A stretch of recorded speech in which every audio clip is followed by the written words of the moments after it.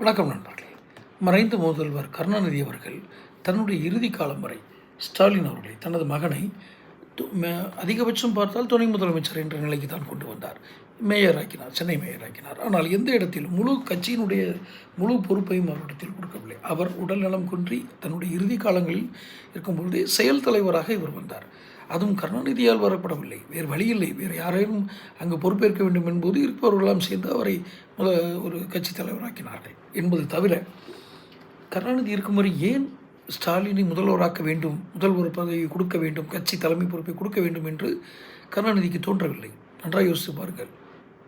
அவர் அத்தனை ஒரு தலைமை பண்பையும் செயல்திறனையும் முழுமையாக கருணாநிதியின் திருப்திக்கு உட்பட்டு அவர் கொடுக்கவில்லை என்று தான் நினைக்கிறேன்.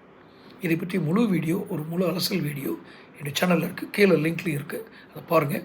தொடர்ந்து சேனல் பாருங்கள், சப்ஸ்கிரைப் பண்ணுங்கள், நோட்டிஃபிகேஷன் பில் பதிவு பண்ணுங்கள்.